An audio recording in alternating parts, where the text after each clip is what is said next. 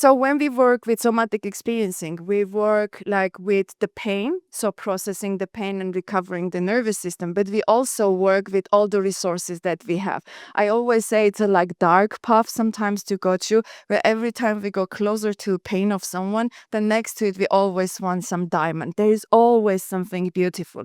So the somatic experiencing work is like working to process the pain, recover the nervous system, but it's also a part of work where we see all the goodness and greatness and resources that we had that helped us survive. So it's like integration of both works, and sometimes what puts the group really in a nice space, because it's a very hard thing to work with the trauma, is doing a little resource exercises, and I have some more sophisticated ones later I can share. But for the moment, what we can do is like simply close your eyes, or if you don't like to close your eyes, simply you can look down if that's too much for you. Just sense if you're closing your eyes, you feel safe or not.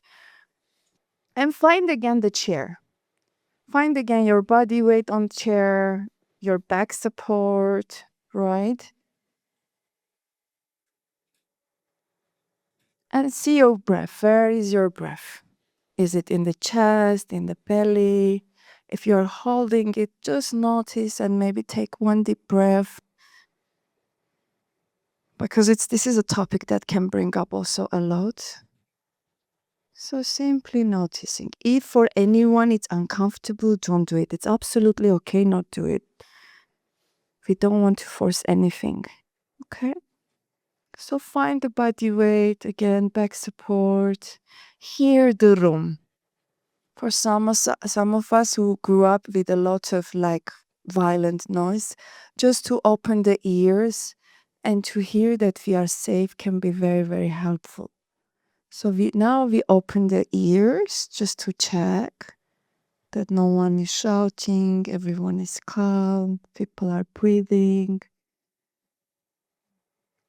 And in your memory, find a place, a person, an animal, can be a creature from a book that brings you a complete sense of joy and safety. Can be someone you love and you feel like, oh, it's so good to be with them, or a piece of nature that brings you back to yourself. Maybe an animal, a hero from somewhere, a book, a movie. So see this in the eye of your mind.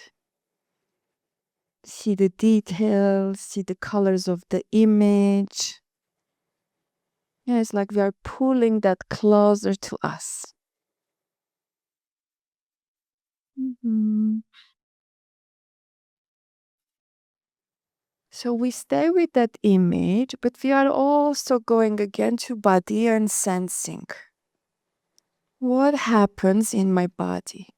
We have emotions, right? It can be joy, gratitude, all these type of things, but it also physical sensations, like the breath is going deeper, my chest is more open, there is warmth,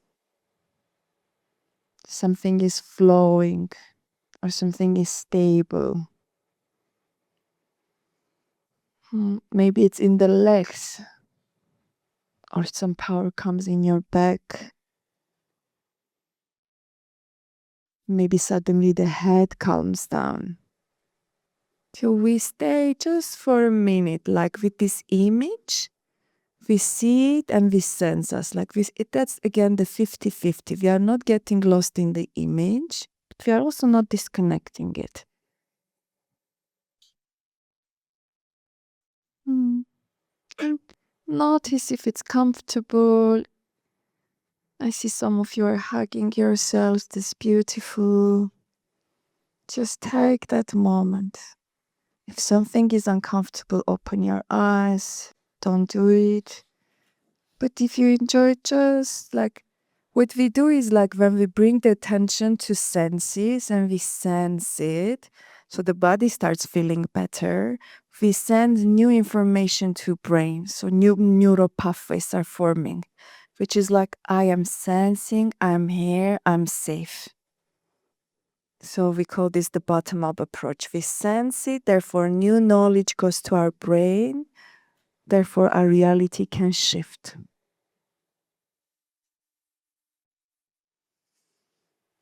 Yeah. And slowly you can open your eyes, just gentle, gentle. And while we continue talking, if you touch something nice, see if you can stay and with us, listening and with that sensation. And if you didn't feel anything, that's okay. And but then we can, if you ever feel like the inclination to work with it, there is a lot of beautiful work to do to come to body.